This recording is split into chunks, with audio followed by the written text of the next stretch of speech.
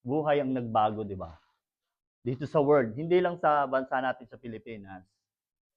Kahit saan sa buong mundo, di ba, pinalagmok nga ng isang kaperanggot na virus, di ba? At bukod sa lahat, yung isang bagay na napakahalaga, yung nawala sa atin. Nawala sa mga tao, yung joy o yung kagalakan. Even Christians, di ba? Kahit sabihin na natin na nandun tayo, na matatag tayo sa Lord, dumating sa punto na medyo nawala rin yung joy natin kasi nga, di ba, nakaranas tayo ng mga pagsubok. Sabi nga, joy, one thing that Christians lost. May mga dahilan kung bakit nangyari yon. Una, dahil sa severe financial difficulties, dahil marami sa atin ang nawala ng trabaho, kaya nawala yung joy sa atin, yung bumagsak yung negosyo, nagsara yung kumpanya, di ba? Marami. Pangalawa, dahilan para magkaroon tayo ng mabigat na karamdaman, nagkasakit tayo, yung iba, di ba, nagka-COVID. Pero minsan salamat pa rin kahit minsan tayo hindi na pahintulot. Ikatlo, dahil sa nagkaroon ng emotional breakdown, sa mental nila, nagkaroon ng confusion, kaguluhan, di ba, sa mga utak nila. Yun yung mga nagiging dahilan para mawalan tayo ng joy sa ating buhay. Pero sabi nga, lahat ng ito, dun sa positive way, ito yung basihan ng joy ng word. Diba? Ito yung, dun lang sila bumabase pag gano'n, nawawala sila. Nandun yung good health, nandun yung blessing, nandun yung relationship na maganda, nandun yung joy sa kanila. Pero once na mawala yung joy, yon ang joy, meaning, yun yung pinaguhugutan nila ng joy, na positibo para sa ibang tao, di ba? Pero sabi nga, pero sa ang lahat ng 'yon, hindi naman masama, hindi naman siya kasi 'di ba kahit naman tayo, 'pag nagaganon napapahintulot tayo, nawawalan tayo ng joy. Sapagkat 'yun naman yung pinanggagalingan din niya ng joy, yan ang sabi ko.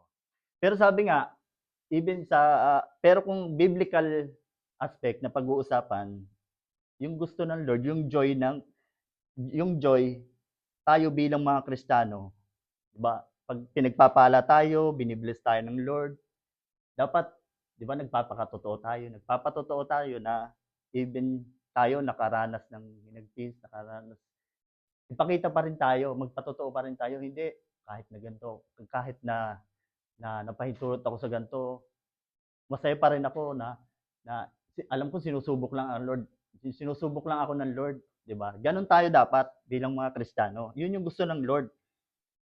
Gusto ng Lord sa atin na magkakaroon puno tayo ng joy. Dapat lang at walang masama doon kapag pinagaling tayo ng Lord sa sakit. Dapat lalo nating ipakita na yung joy natin sa Lord, di ba? Pag tayo pinagaling, di ba, patotoo natin na ng miracle ng Lord. Yun yung gustong mangyari ng Lord na dapat meron tayong joy, di ba? Pero sabi nga, may isang joy na hinahanap ang Lord sa atin. Ano yung joy na yon? Sabi niya, the Bible commands Christians to have joy in trials. Sabi, kung titingnan natin, parang, di ba, parang napakabigat yung titingnan mo, parang, paano kung magkakaroon ng joy kung puro pagsubok yung pinagdaraanan natin, di ba? Pero yun yung sinasabi ng Lord sa atin, kung titingnan natin, parang hindi okay, parang mahirap gawin, pero yan po yung inuutos sa atin ng Lord. Di ba? Anong sabi sa James 1:2 yun nga, sabi niya, sa English, ito kasi New King, King James. My brethren, count it all joy when you fall into a various trial. Sabi niya, count, in the word na count. Ibig sabihin nun, sa Greek, ibig sabihin nun, i-consider mo yung count na yon. Sabi nga ni Paul sa Romans 5:3-4. Yun sabi ni Paul sa Romans. Chapter 3. Hindi lamang iyan. Ikinagagalak din natin ang mga kahirapang ating tinitiis dahil alam natin ito ay magbubunga ng pagtsatsaga, di ba? Yun yung laging sinasabi din sa atin ni Nanay lagi pag nag-aano tayo, di ba? Yung paghihirap natin, yung tinitiis natin yun, nagbubunga yun ng pagtsatsaga natin sa Lord, di ba? Pagka sinusubok tayo ng Lord, parang dapat lalo yung pagtitiis na yun. magbubunga yun ng pagtitiyaga, yung pagtitiyaga natin na hindi tayo umaalis dito sa ating gawain. Bagkus 'di ba kahit pagka pagka sinusubok tayo, may pinagdadaanan tayo, mas naisin na natin na umatid lalo sa gawain, huwag tayong panghinaan ng Lord. Yun yung gustong makita ng Lord kasi hindi naman ang gusto lang naman ng Lord makita ng ano, makita niya na sumusunod ka. Yun lang naman ang gusto ng makita ng Lord sa atin na kahit ipahintulot kita sa ganyang pagsubok, alam ko pag nasa akin ka, hindi ka bibitaw. Yun yung gusto makita ng Lord. Sabi nga, sa verse 4, at ang pagtitiyaga ay nagbubunga ng mabuting pagkatao. Pag may tiyaga ka daw, di ba? Nandun yung kakaroon ka ng mabuting puso, mabuting pagkatao. At ang mabuting pagkatao ay magbubunga ng pag-asa. Yung pagsunod natin sa Lord, malaking pag-asa natin na makakasama natin siya, di ba? Kasi yung paghihirap natin dito, lahat yan may punto sa langit. Lahat yan nakikita ng Lord, yung pagpunta mo rito na yung nasa bahay ka pa lang, yung alam mo na walang pipigil na pumunta dito. Yun palang kita na ng Lord, yun, alam na ng Lord yun. Pupunta ka rito. Diba sabi mo nga, naiwanan mo yung kanin mo, di ba? Kung sa iba, wag na tayo pumunta doon kasi mahuhuli na tayo. Pero alam ng Lord yung puso mo, kaya bumalik ka rito, di ba? Kaya kinuha mo yung pagkain kasi maraming kapatiran ng makakakain yan. Yung puso ng Lord ang tinignan, puso mo ang tinignan ng Lord, kaya ka binalik niya dito. Diba? Amen, mga kapatid, salamat sa Lord. Diba? Tapos, sabi nga pa dito, sa kabila ng pinipiga tayo, sinusubok tayo ng Lord, sabi nga, magalak pa rin tayo. Ano pang sabi sa Romans chapter 8, verse 35? Sino ang makapaghihiwalay sa atin sa pag-ibig ni Kristo? Ang kaguluhan kaya, kapighatian, pag-uusig, pagkagutom, kahirapan, panganib, o kamatayan. Marami sa atin yung talagang pinipiga ng Lord talaga, lalo na sa financial, di ba? Lahat tayo, siguro hindi naman iisa, lahat tayo nakakadanas ng pagdating sa financial, di ba? Kahit na sa mga believers, kahit nga tayo, yung minsan nga mas binibilis pa pagdating sa financial yung hindi man nananampalataya, di ba? Di ba? Mapapansin nyo na kung kailan ka sumusunod sa Lord, kung kailan tayo nagsusumikap na makasunod sa Lord, parang dun sila sunod-sunod yung pagsubok sa iyo. It's a good thing. Magandang sinyalis yun kapag ganun. Hindi sa para mawalan ka ng joy, hindi para mawalan ka ng pag-asa, hindi. Pagka ganun yung nangyayari sa iyo, yung alam mong ang focus mo, Lord, susunod ako, tapos sinusubo ka. Isa lang ang tatandaan natin mga kapatid, alam ko. Isipin lang natin na, Lord, alam ko itong binibigay mo sa akin, pagsubok lang to, tinitis mo kung gaano ko tatagal, kung paano ko bibitaw. Pero alam ko, Lord, pag nakapokus ka sa Lord, hindi ka bibitaw sa Lord. Yun lagi ang tatandaan natin, di ba mga kapatid? Isa pa, pinipigay ang emotion, lalo sa pagka nagkakasakit tayo, bisan talagang pag sinusubok tayo, parang pakiramdam natin, sasabog ng utak natin sa kaisip kung saan ba tayo kukuha nito.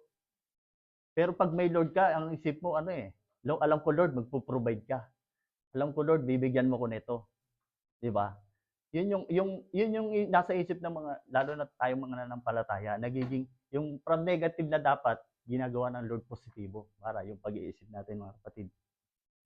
Kasi yung negative na naiisip natin, nilalagay yan ng kaaway sa atin.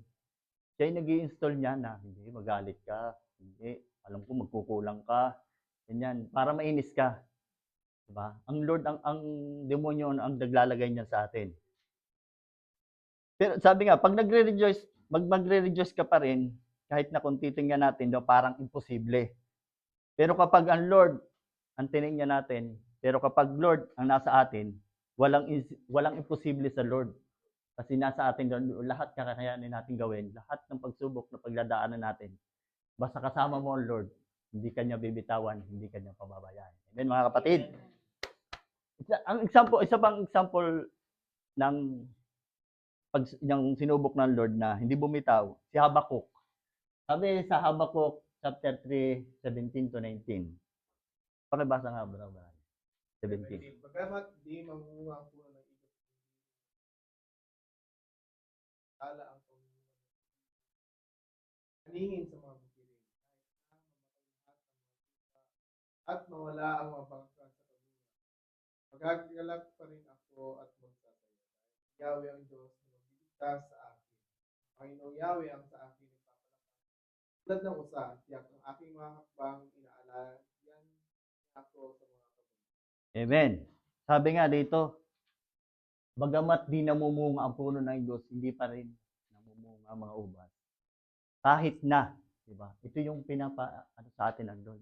Yung salitang kahit na. Mabigat na salita, yung kahit na, di ba?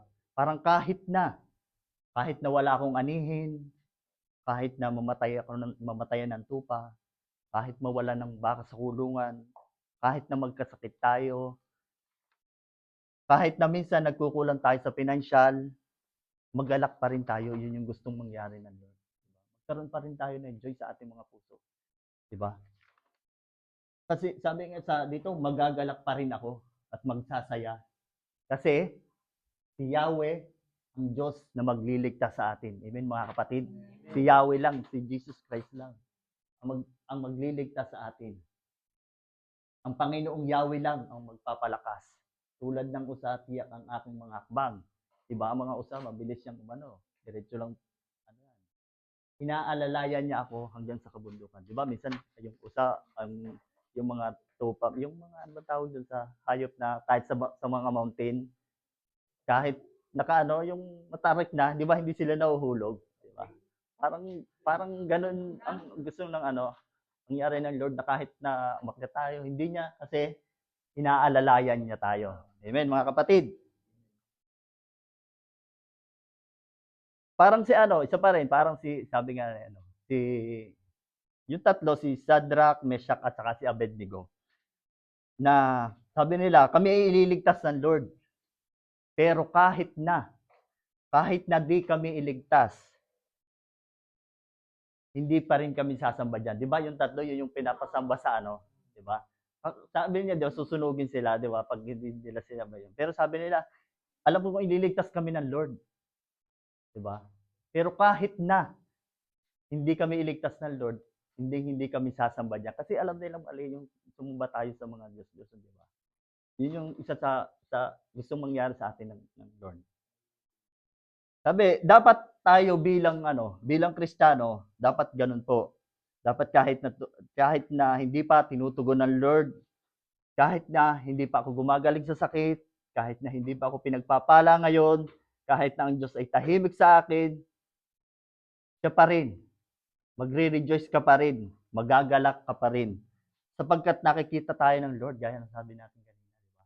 Ang Lord ay nakakakita ng pusa. Between you and the Lord, alam ng Lord kung ano yung puso mo. Hindi niya tayo pababayaan. Kapag may problema ka, mag-rejoice ka pa rin. Mag-worship ka, umawit ka, tumugtog pa. Di ba? Minsan ganun tayo. Si Bro Russell nga, di ba? Sabi nga niya, patotoo nga niya. Pag kami pinagdadaanan siya, pag malungkot siya, parang may nagigitara lang siya, kumakanta lang siya, nagwo-worship siya. Malaking tulong din, kahit ako sa bahay. Kahit di ba, mag-isa tayo sa kwarto, minsan pagod na pagod ka sa trabaho. Pagdating ko sa bahay, pagbaba ko ng palit na ako. Mamaya maririnig na ako ng mga kasama ko. Siguro kung makikita nila ako siguro kung makikita nila yung kwarto, napapasukan nila ako. Siguro isipan nila parang baliw naman si brother, si Tony.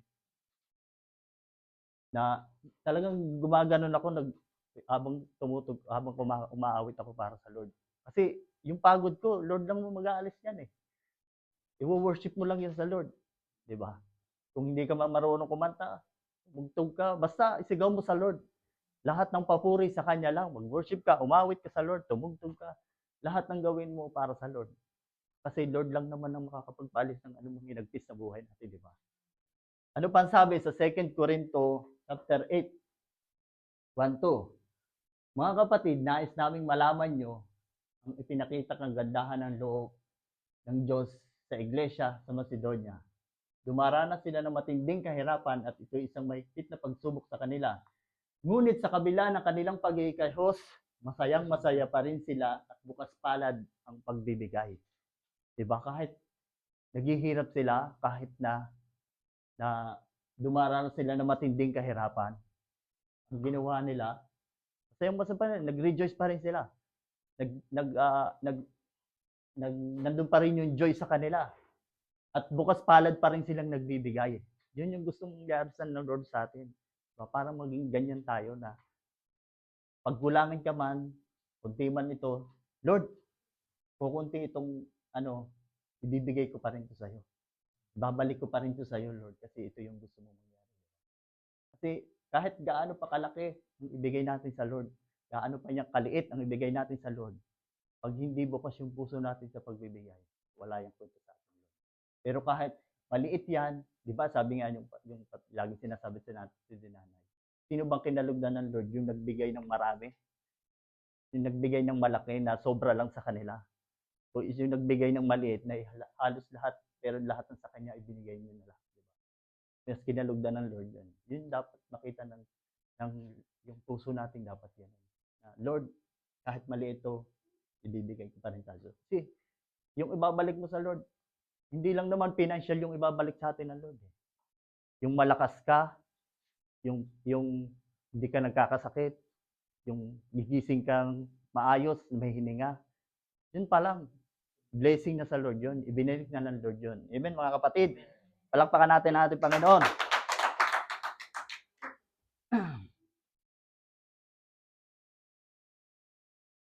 Ito pa isang testimony, di ba? Minsan ganun tayo, di ba? Yung pagka nasusubok, pag hinaan tayo, minsan kahit pag wala na tayong pamasahe, tinatamad tayong umatid. Pagka may nakita tayo sa kapatiran na hindi maganda, kinakatisura natin, di ba? Yun yung isang ayaw ng Lord kasi yung hinahanap ng Lord, nasan yung joy sa atin pagka ganun tayo. Nasan yung joy doon? Tandaan natin mga kapatid, may Diyos ka. Kung nagawa nila nung iba na magkaroon pa rin ng joy sa puso nila kahit sinusubok sila, magagawa mo rin yun kasi alam mo sa sarili mo na may Diyos ka. Amen, mga kapatid. Amen. Sabi pa dito ng Lord sa Lucas 15:7, sinasabi ko sa inyo, magkakaroon ng higit na kagalakan sa langit dahil sa isang makasalanang tumalikod sa kasalanan kaysa sa 99 na matuwid na di nag-aalinlangang magsisi. Diba? Sabi nga, I believe, naniniwala ako na libo-libong mga anghel ang nagdiriwang kapag may isang nagsisisi sa kanyang mga kasalanan. Kaysa 99 na mabuting tao ka nga, pero hindi mo magawang magsisi sa iyong mga kasalanan. Yung sinasabi mo, mabuti kang tao, pero yung mga ginagawa mong kasalanan, maliit na kasalanan, hindi mo magawang ipagsisi sa Lord. Di ba? Nagagalak ang Lord sa mga tao, sa isang nagsisisi. Kaya magalak tayo dahil tayo ay naligtas. Dapat may joy tayo sa ating puso. At lagi nating i-value yung kaligtasan natin.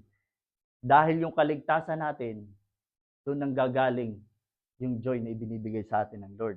Dahil sa ating kaligtasan, sa nag-iisang Diyos na buhay. Ano bang ibig sabihin pag pagligtas ka? Tinatanong sa atin ano. Anong ibig sabihin pagligtas ka? Sabi sa Isaiah 61:10,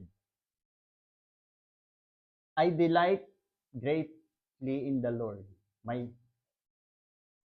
I delight greatly in the Lord. Sabi, I greatly rejoice. Sino ba ang dapat mag-rejoice? Sabi niya, my soul rejoice in my God, for He has clothed me with garments of salvation and array me in a robe of His righteousness. As a bridegroom adorns his head like a priest, and as a bride adorns herself with her jewels. Sabi, greatly rejoice. Ang tanong, ano yung nag-rejoice? Diba sabi nga, my soul. Obviously, not rejoice in the flesh. Hindi sa nagre-rejoice tayo by the flesh. Ang soul at spirit ang dapat na nagre-rejoice. Dahil ang joy natin na nanggagaling sa Lord, tuloy-tuloy yan. Dahil tuloy-tuloy ang kaligtasan natin sa ating Lord. Bakit nagre-rejoice ang soul natin? Kasi nga, binihisan, for He has clothed me with garments of salvation. Pag may sinuot sa atin ng Lord, meron ding hinubad sa atin ng Lord. 'Di ba? Ano yung hinubad sa atin ng Lord? 'Di ba? Sabi sa Colossians 3:8-9. Mabilis, konti lang turo ng Lord eh. 'Di ba? Sabi sa Colossians 3:8-9. Ngunit ngayon, ito yung hinubad sa atin ng ating Panginoon. Itakwil ninyo ang lahat ng galit, yung galit natin sa puso, 'di ba?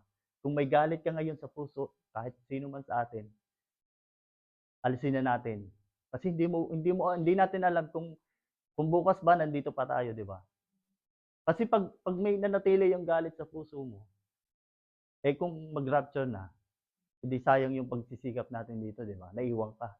Kasi hindi pa rin malinis yung puso mo kasi may galit pa rin. Yun yung sinasabi sa atin ng Lord. Alisin natin yung galit at sama ng loob. Iwasan na ninyo ang mga panlalait at malaswang pananalita. Yung mga pagmumura natin. Pansinin nyo, di ba?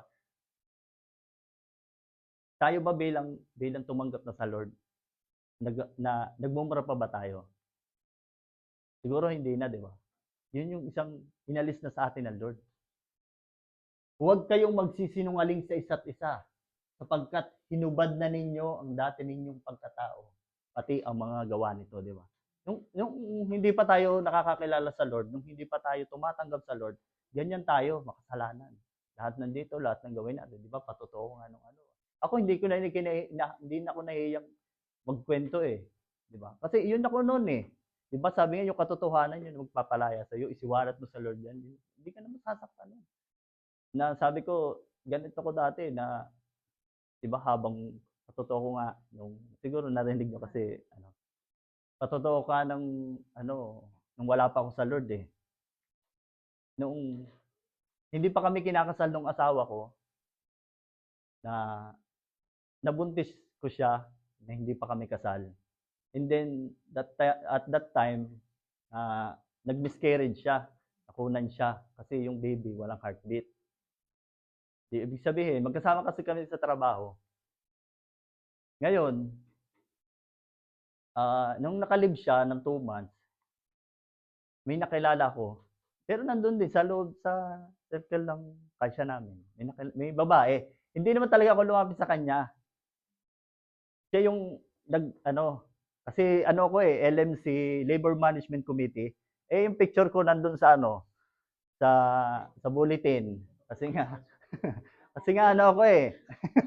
Kasi committee ako eh. Oh, ngayon nakita nung isa magandang babae din. Magandang babae. Ngayon nakita niya, sabi ng Kung hindi maganda. hindi, maganda nga. Siyempre kung hindi maganda yon, iiwasan yun eh, super na eh. Di ba, ganun tayo dati, di ba? Judgmental tayo dati. Ngayon, nakita niya sa bulletin. Tapos nagtanong siya, sino to? Sabi niya, si Anthony Mitra yan. Sabi nung isa, kaso mag-aasawa na yan. Gumanon, inunahan. Sabi niya, inunahan na agad yung Sabi niya, mag-aasawa na yan. Yung ganon. Ganon ang ginawa nung isa. Eh di syempre, nasa word tayo eh. Ganyan. Sabi ko, dapat hindi, sinabi mo na Bakit ko sinabi na ako mag-aasawa na Oo, kaya nga. Sabi ko, hindi pa naman kami kinakasal ganun eh. Yun yung mga dahilan natin eh, di ba? Nasa word tayo eh. Ngayon, sabi nung babae, okay lang daw. Ganyan. Kasi siguro, parot din yung ganyan. Sabi niya, okay lang daw. Din ganyan, nalaman ko, syempre, parang na ba, kung sa salitaan nga ng mga makamundo, patuka na yung lumalapit sa manok, di ba? Oo, di syempre, pag patuka na lumalapit, grab lang tayo ng grab. Ngayon, nang sinabi, di ganon. Habang nakalib yung habang nakalib yung asawa ko, ganyan. Di syempre, naging kami noon, naging the long story short, ng ganon. Ngayon, noon nga yun, di ba? Tatapusin ko muna yung kwento. Ngayon, di syempre, 2 months naging pinupuntahan ko sa boarding house, ganyan. Pero, Nung malapit nang bumalik yung asawa ko, habang nandun kami sa ano, gawain 'to ng mga ng Word, eh. Habang nasa work kami, hindi kami magkakilala nung babae. Paglagpasan kami, magkasalubong, hindi kami magkilala. Kasi nga, oo, kasi ang asawa ko nagtatrabaho sa opisina. Yung ako sa production. Ngayon, syempre, ang naging ninang pa namin sa kasal, yung mga supervisor sa opisina. Syempre, nandoon, pumapasok pa rin yung ninang namin sa kasal, di ba? Kaya pag nandoon kami sa ano, sa kantin, hindi kami magkakalala. Pero pag nasa labas kami, magkakalala kami. Babalik na yung asawa ko. Babalik na siya sa trabaho kasi tapos na yung leave niya. Bago pa lang siya bumalik, nakipaghiwalay na ako doon sa babae. Ay sabi, papayag naman din. Sabi ko, kasi babalik niya. Kasi alam naman niya kakasal na ako eh. Kaso pumayag nga siya eh. Sabi ko, babalik na kasi yung asawa, yung mapapangasawa ko eh. Hanggang sa hindi na kami nag-ano. Ewan ko, habang kumakain siguro kami ng asawa ko, nandun yung ano. Pero bago, hindi nalaman ng asawa ko, yung nangyari na ano, ako mismo ang nagsabi sa kanya. Kasi hindi ko na naman, ano eh, parang may guilt pa rin naman ako eh. Hindi, although gumagawa ako, pero kung titingnan mo, di ba, self-proclaim minsan tayo, di ba, na hindi naman ako ganun kasama, parang ganun. Pero napahintulot lang. Ako pa rin nagsabi sa asawa ko na, sabi ko, nagkasala ako, ganyan-ganyan. Pero natuloy pa rin naman ang ano, ang kasal. Na, yun, di ba? Ay ngayon, kami, 13 years na kaming mag-asawa ngayon, di ba? Di ba? Parang sinabi ko pa rin naman sa kanya na gano'n. Di ba? Hindi, yun yung sinasabi sa atin ng Lord, nung ganun tayo. Ganito tayo. Madumi tayo nung wala pa tayo sa Lord, di ba? Pero, ay ngayon sabi ko nga, di ba, nung tumanggap na't nakakilala sa Lord, di ba kung titingnan mo, ang layo natin sa pamilya natin, ako pwede kong gawin. Uli iyon ngayon, kahit malayo, di ba? Pero hindi na kung para gawin ko yun ngayon.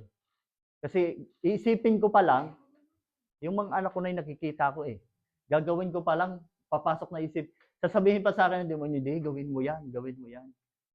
Pero hindi, bago ko pa lang isipin yung mga bagay na yun, na masama, yung mga anak ko na pinapaisip sa akin ng Lord, nakikita ko yung mga anak ko. Kaya hindi siya napapahintulot. Diba? Ganun yung binago sa atin ng Lord. Inalis na sa atin yung mga ganitong gawain. Sabi sa, ano pang sunod? Colossians 8:9. Sa Efeso, chapter 4, verse 22. Iwan na ninyo ang dating pamumuhay. Hubarin na ninyo ang inyong dating pagkatao na nasisira dahil sa masamang pagnanasa. Diba? Yan yung pinapaalis sa atin ng Lord. Yan yung pinahubad na sa atin ng Lord. Alisin daw natin yung, iwanan na natin yung mga kasalanan na ginagawa natin yung nasa buhay pa tayo. Ano pang sundan natin sa ano? Sa Efeso 4:31. Alisin na ninyo ang lahat ng sama ng loob. Yan, di ba? Kanina. Yung puot at galit. Kasi pag may sama ka ng loob at may galit ka sa puso, ikaw naman din yung nagdadala, di ba? Ang hirap pa rin yung hindi ka makatulog sa gabi kasi alam mo galit ka sa tao na yon, di ba? Hindi ka rin patutulogin, hindi ka rin. Hindi, pagtyagaan mo yan, ibinigay sa'yo ng Lord yan eh. Di ba? Sabi nga lagi ni Pastora. Di ba? Binigay sa atin yun ng ano natin. Di ba? Diyan nga makikita ng ano natin kung ano na yung nabago sa atin. Lord. Parang dati, inis ako dito eh. Pero kahit ano, kahit ganyan yung ginagawa natin, mahalin pa rin natin yan kasi yun yung binigay sa atin ng Lord. Ako nga sabi, patuto ko pa rin. Lagi ko minsan nakukwento, di ba? Sabi ko, baka mapanood ito naman sa ako sa bagay din naman. No?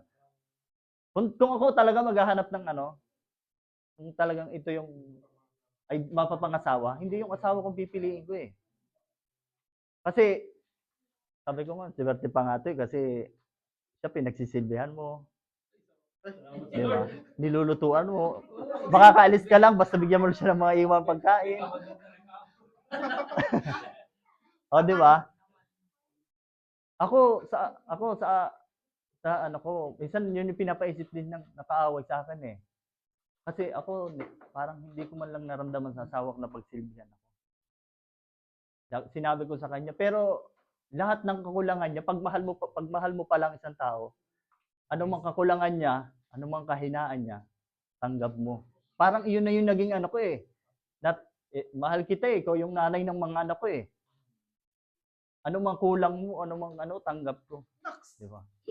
Yun lang ano, syempre ibinigay sa atin ng Lord eh, di ba? Kasi ako umuwi ako, di ba? Umuwi ako, tapos bumalik ako rito. Yung maleta ko, never binuksan ng asawa ko. Hindi nga siya naging pake noon eh. 'Di ba?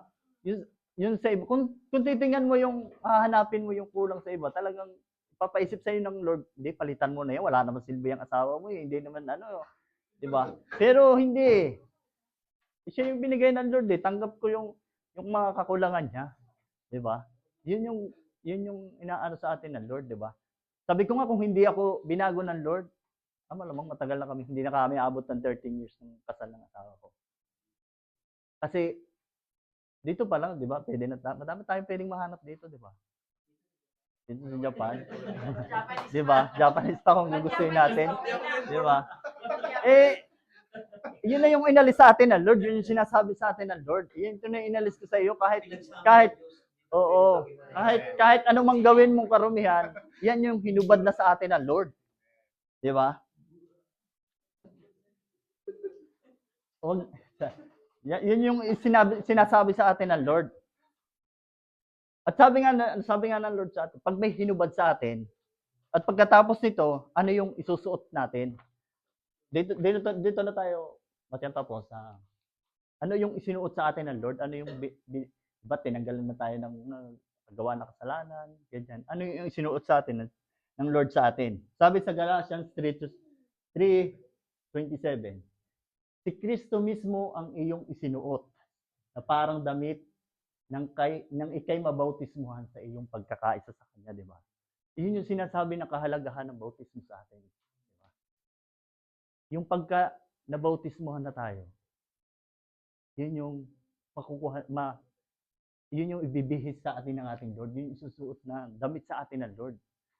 Yung pagtanggap natin sa Lord, di ba? Hindi ka naman magpapabautismo kung hindi mo tinatanggap si Lord, di ba? Diba? Yan yung isinuot sa atin na damit ng ating Lord. Tandaan natin, nandun yung kagalakan, ito yung pinapaisip sa atin ng Lord.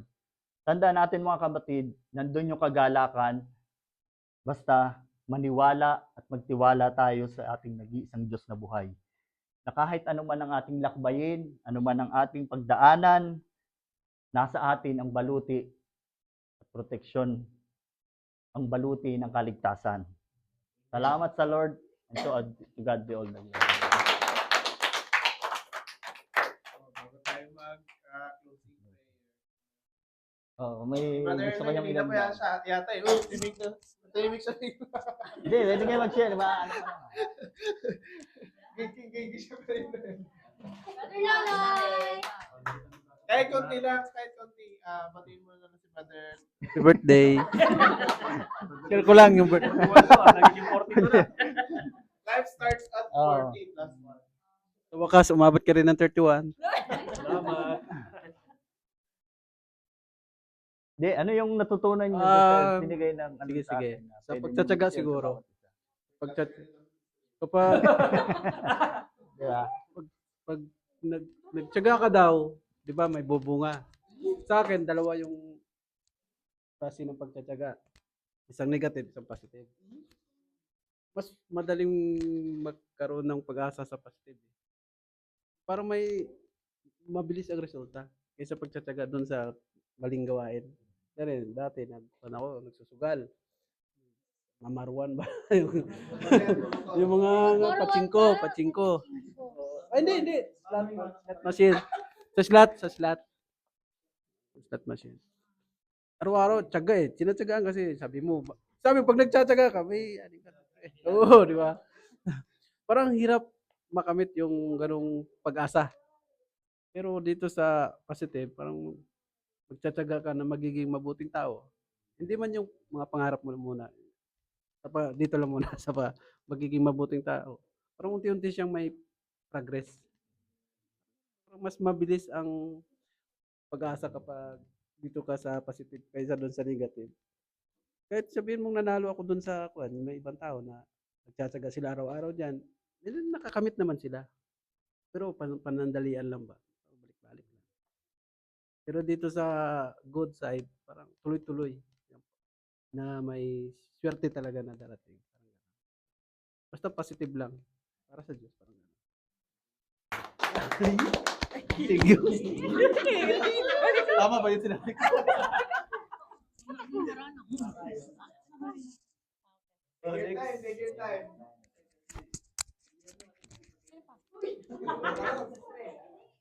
Wala. Favorite natin, pa. Ay, sa akin na yung ano lang, yung pinararatingan niya na hindi sa lahat ng oras na natatanggap natin yung nakakatanggap tayo ng ano ng biyaya.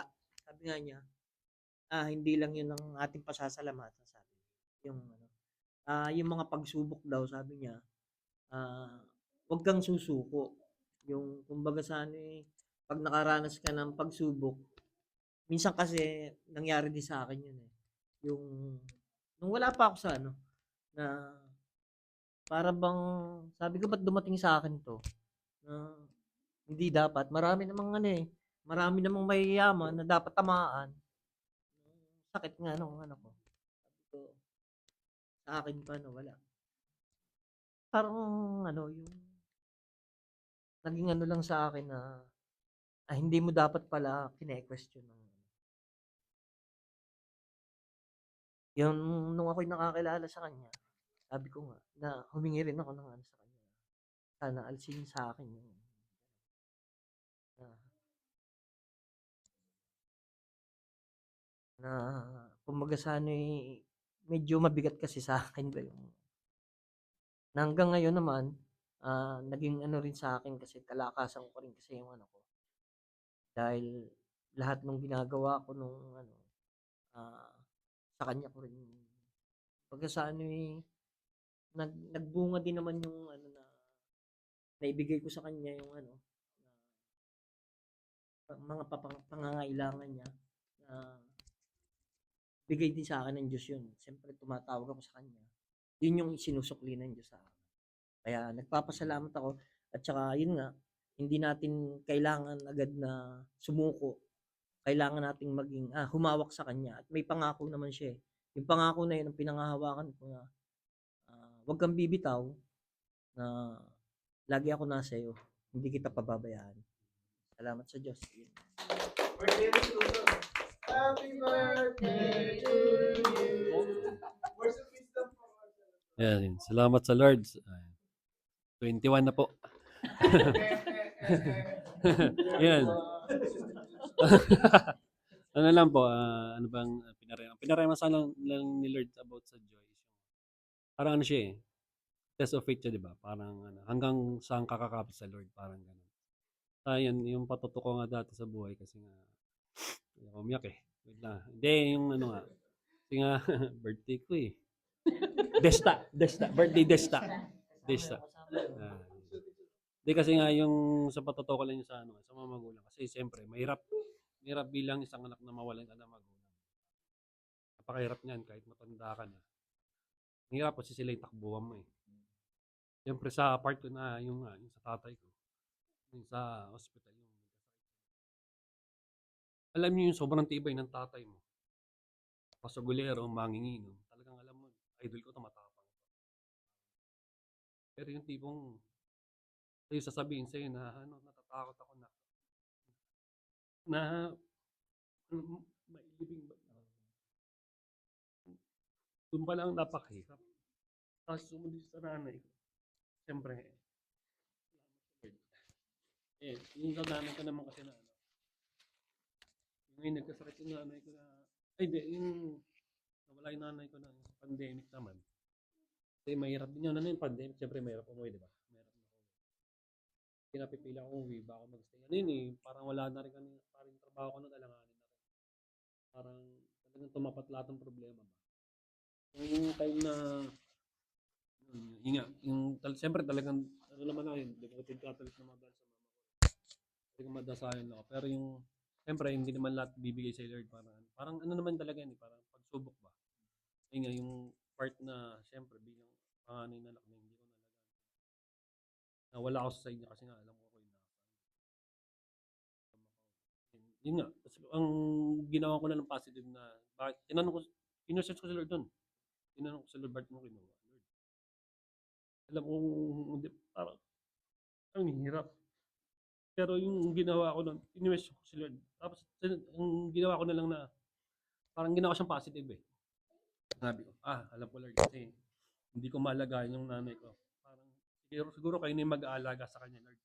Hindi ako yung mag-aalaga, kayo yung mag-aalaga, kaya kinuha niyo. Yung pagkamatay ng nanay ko, yung pagkawalan ng nanay ko, hindi siya nahirapan eh. Parang bumagsak lang siya.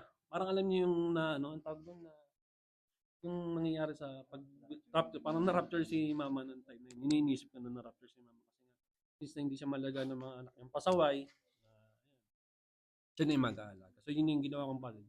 Na hanggang ngayon, siyempre, dinadasal ko rin sa Lord na kunin niya sa akin yung bigat kasi ang hirap eh.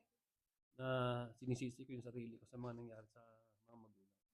Kasi halos kahit alam ni Eliza yun na kahit gaano kalayo, magka-problema lang yung nanay ko tatay ko, lilipad ako kahit anong paraan. Kahit si Eliza yung binugo siya kay Joshua nun, talagang yung sasakyan parang hanggang i-buwis ko yung buhay ko para lang makarating ng mabilis. Ganun ako umaksyon ba. Pero yung time na yun na kailangan ko umuwi sa nanay ko nung wala na siya. Talagang doon talagang hindi lahat kaya ko. Parang kailangan ibigay sa Lord yung hayaan mo si Lord na kumontrol sa buhay mo. Huwag mong kukontrol yung lahat. Kasi lahat hindi natin kaya. Yun, parang ganun. So yung pagbibigay sa yung mga trials na dumating sa buhay natin, ano lang yan, sige, nakapit lang tayo sa Lord. Huwag tayong sinasabi dito na huwag tayong bibitaw sa Lord. Kahit anong mangyari kay Lord lang ang focus, diretso lang kay Lord. Kahit anong pagsubok, talagang ano yun, normal na yun. Parang bilang dito sa mundo, normal na sa atin na maraming pagsubok ba. Kumbaga isipin na lang natin na hangga't meron tayong Lord na kinakapitan, na nasasandalan, hindi tayo mawawala, parang hindi tayo babagsak. Salamat sa Lord. Salamat, 31 years old. Amen.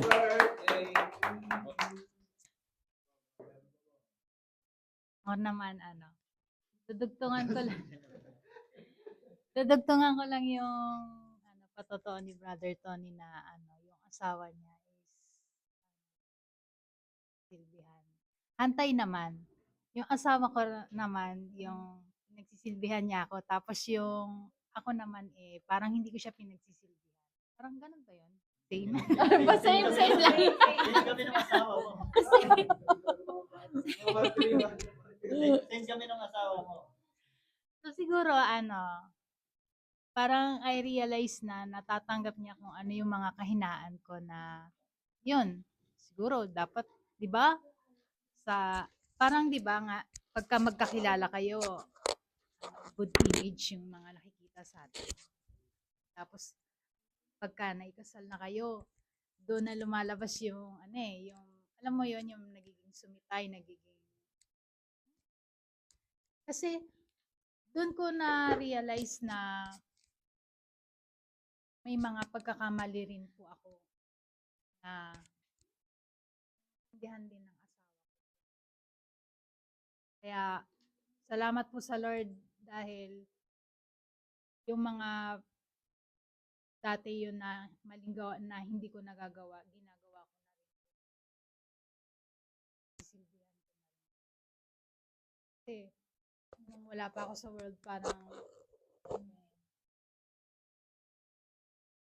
kanya-kanya, bahala ka sa buhay mo. Pero ngayon hindi na po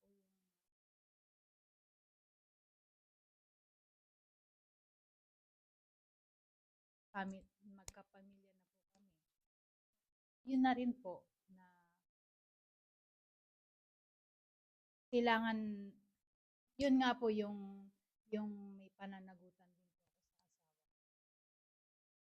Tapos yun nga yung sa kanina, yung it comes of trials na recently nga po yun nga yung nagkaroon kami ng problema ng asawa ko. Yun, hindi pala dapat natin yung parang i-baby, yung amay-amayin natin yung pagsubok. Bagkus dapat may strength pa rin tayo na isipin natin yung strength. Si Lord yun. Lahat ng pagsubok talaga si Lord yun. Kasi wala namang pagsubok na hindi natin kayang lagpasan. Kasi dito pa lang, di ba? Ang dami kong trials na nakarating ako dito. Ang dami kong pagsubok. Ang dami kong sadness talaga na nangyari sa buhay ko na sa family, nawala ng magulang, naghiwalay ang magulang, pati kapatid, nilayuan. Alam niyo po yon, Lord lang po. Si Lord lang po ang nakakaalam. Kaya, ang lagi ko lang po talagang tinatanim sa isip ko is, Lord, ikaw na po ang bahala. Kilala niyo po ang puso ko. Lang po. Salamat sa Lord. Ano ba yun? Naalala ko yung ano, yung may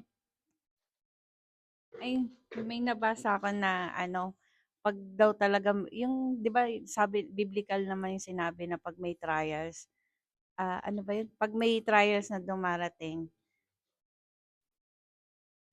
hindi sabi din ni nanay, may blessing din may kapalit eh. Pero may nabasa ako no na yun nga yung kung kailan kung ano para mas madali na lang yung kunyari ano ko drug dealer ako sa isang grupo ng drug, di ba?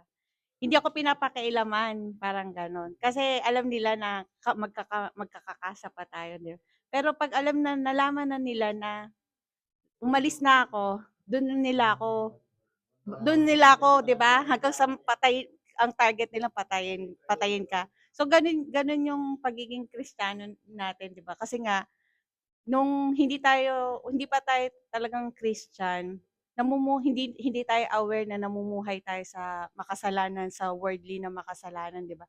Kaya ang buhay natin parang stagnant ba tawag doon? Yung parang wala lang, smooth lang, may problem tapos yung normal, yun lang yung alam natin, yung normal na ano lang, yung hindi yung grab yung sa ibang tao grabe ang mga struggles nila. Parang ganun. Pero pag once na talagang naging Christian na daw tayo, 'di ba? Yun nga sabi mo, Brother Tony, 'di ba? Doon tayo bigla tayong pinupukpok ng mga kung ano-anong problema. Dapat ang nagiging ang thinking natin na ay ano to, parang mafi-feel natin na yung joy kasi alam natin nakakagawa na tayo ng mabuti. Papunta na tayo sa Lord kaya nagkakaroon tayo ng problema kasi hinahatak tayo ng demonyo na hindi, ganyan, 'di ba? Hinahatak tayo eh. Kaya kapag gano'n, mas lalo tayo umano kasi nakagad na tayo eh. Parang gano'n. Kaya ang magandang mindset talaga na, ay, demonyo to. Ay, hindi. Aasarin kita, masaya ako. Sige, bigyan mo pa ako ng problema. Parang ganyan, di ba? Hindi mo ako kayang ano eh. Kasi parang spiritual battle talaga siya. Hindi mo siya maano. Ngayon, kagabi, inaasar na naman ako kasi nakita ko na naman yung tabulation ng CC namin. Puro, ano ba, nagbabudget na kami, bakit CC mo rin? Parang wala na katapusan kasi tinitira ako ng demonyo sa utang eh. Alam mo yung gano'n. Kasi yun lang naman, yun, sa awa ng Diyos, yun naman ang struggle namin. Pero ang lagi ko iniisip, matatapos din to. Walang forever dito. Basta okay kami, malusog kami. Okay lang, sige, kahit tagtarin mo ako sa utang, sige, ganyan. Kasi doon ako tinitira ng kalaban eh. Alam niya, nagpapainit ng ulo ko eh. Kaya blessing tong topic na to eh. Kasi yan nare-remind na naman ako, kailangan mo mag-joy. Kasi tinitira ka naman. Sige, tattarin mo ako, bahala ka, gagamit pa rin mo sisi mo. Diba? Diba? Yun nga, tama. Sila ang mga problema. Kasi yun talaga iniisip ko, matatapos, walang forever. Kaya yun, basta diretso ka lang. Yun, amen. Yun, amen po. Pagka kasi, 'di ba, pag wala ka kasi sa Lord, ibig sabihin, nandun ka sa kabilang side, 'di ba? Siyempre hindi ka nagagalawin niya ng demonyo kasi kanya ka na eh. Akin na 'to eh, bakit? Ganyan. Pero Oo, pero pagka sumunod ka at yung sumusunod ka sa Lord, talagang hihilahin ka niya, bibigyan ka niya talaga ng maraming pagsubok nga niyan, eh. Pero hindi yan pinapahintulot ng Lord yan. Sabi 'di ba sa yung laging kong inano nga yung kay Job niya, sabi niya, "Sige subukin mo yan, pero 'wag mo siyang papatayin." 'Di ba? Sinubok siya ng mga pagsubok, eh, ng maraming trials na pinagdadaanan niya, nawalan yung mga anak niya, kabuhayan niya, mga asawa niya, mga anak niya, sabi nga nung devil ano, eh, hindi nga pero hindi naman sinabi ng Lord na, "Wag kong patayin yung mga anak mo." 'Di ba? Pero ang sinabi mo lang naman si Job lang naman ang 'wag aano, 'di ba? Pinapahintulot ng Lord yung mga pagsubok na yun. Kasi alam naman niya, eh, alam naman niyang kaya mo, eh. 'Di ba? Alam naman niyang hindi ka bibitaw, 'di ba? 'Yun yung inaano sa atin. Kaya ako parang naging gano'n na yung mindset ko, eh, na Lord 'pag alam kong may pagsubok ako, 'di ba? 'Pag sunod-sunod, 'di ba, nitong talagang parang sinunod-sunod ako. Parang sabi ko nung kung titingnan mo do'n sa nagtaka nga yung mga kasama ko, eh, sabi niya, "Parang sunod-sunod ang mo, eh." Sabi ko, "Oo nga." Sabi ko, "Gano'n talaga 'yun, pagka talagang nasa Lord ka." Normal na 'yan. Para sa'kin normal na 'to. Sabi ko, "Hindi niyo nga nahalata 'di ba, na may pinagdadaanan ako." Sabi niya, "Oo nga 'no." Samantalang yung isa kong kasama ko oo 'di ba, shopping nga ako ng shopping, eh, kada invite ako dito, oh 'di ba, hindi niyo makikita 'di ba 'di ba?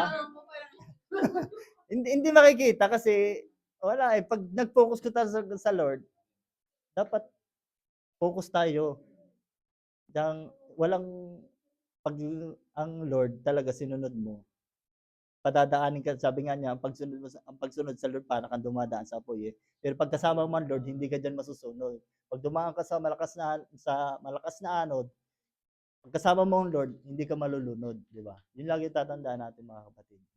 Pagka sumunod ka sa Lord, hindi tayo mapapahamak. Amen mga kapatid. Yun, at bago tayo magtapos, so ako na yung huli. Ang sasabihin ko lang naman is yung common lang naman talaga sa mundo yung common lang talaga sa mundo yung yun, di ba? Yung mga hindi nakakilala sa Lord, common lang yun na yung magkasala ka, walang masyadong konsensya or walang guilt na nararamdaman. Kasi yun yung common sa mundo, eh. Yun yung common. Tayo parang special kasi tayo kasi parang tayo yung naiiba. Kasi kung sabi nga ni nanay lagi, kung ikaw ay nasa Lord, against ka sa world. Kapag ikaw naman ay nasa world, against ka sa Lord. Totoo talaga yon na hindi kasi pwedeng paghaluin yung tubig at langis. Diba? You either choose one. Kasi ano ba yung dapat nating piliin, di ba? Yung syempre yung makakabuti sa atin. Syempre, nararamdaman natin minsan yung nasa world pa tayo na masarap or panandalian or temporary lang yung kasayahan kasi na nabibigay ng mundo. Unlike yung sa ngayon nakakilala tayo sa Lord unti-unti, di ba? Iba talaga mako-compare mo yung kasayahan na nakukuha mo ba sa pag-attend ng gawain, yung nakikita kayo ng kapatiran, nagkaroon ng sharing, at saka syempre yung nag-aaral. Kasi yun naman talaga yung aim natin bakit tayo lumalapit sa Lord para magkaroon ng tunay na joy, di ba? Hindi kasi pwedeng ibigay ng mundo yung joy na hinahanap natin. Yung joy kasi na binibigay ng mundo, yung pag-iinom, di ba? O yung pambababae kung meron man, di ba? Ano lang yan, pansamantala lang yun. Pansamantala. Unlike yung dito na joy na talagang ito maaalala mo talaga kahit saan ka magpunta or sa pagtanda mo, hindi mo siya makakalimutan na joy. Na parang meron ka talagang yung at ease yung puso mo. Kontento ka sa buhay. Yun yung sinasabi doon. So, maraming maraming salamat sa Lord at saka sa gawain. Patuloy lang talaga tayo sa gawain, may mga trials man yan. Magsumikap lang tayo na sumunod sa Lord kasi alam natin na mayroong reward. Mayroong reward. At yung sa akin naman yung ko, totoo yun na kapag mayroong trial, mayroon talagang blessing. Totoo yun. The bigger the trial is, di ba? The bigger the blessing is also. Parang yun na rin yung parang joy ko, eh. Tinatanong sa Miko na, may ibibigay ang Lord. Kaya dapat mag-enjoy ka sa trial kung may binibigay man na trial sa'yo. Parang, yun yung parang magpapaano sa'yo na parang hindi ka sumuko ba? Kasi merong ibibigay ang Lord. Pero wag naman nating ituon talaga yung mindset natin na doon lang tayo sa reward, di ba? Ang inaano talaga ng Lord doon is talagang yung pagsunod natin sa Kanya, yung makasunod tayo sa Kanya. Yun lang po at salamat sa Lord.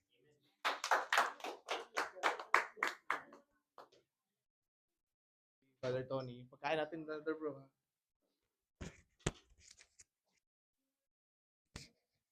Yan, salamat mga kapatid. Nagpalakas ba sa atin yung mga salita ng ating Panginoon? Amen, mga kapatid.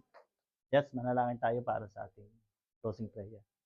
Yes, O Lord, God in heaven, maraming pong salamat, Panginoon, na dinako mo kami dito, Panginoon. Maraming po salamat, Panginoon. At ngayon, Panginoon, yung mga salita mo, Panginoon, na tinanim mo sa puso ng bawat isa, Panginoon. Alam namin, Panginoon, na magagamit namin at mananatili ito sa amin, Panginoon, para sa anumang pagdaanan namin, Panginoon, anuman pagsubok ang aming kaharapin, Panginoon. Basta kasama ka namin, mananatili yung kagalakan sa puso ng bawat isa. Maraming po salamat, Panginoon, sa pagluwakas ng aming gawain nito, Panginoon.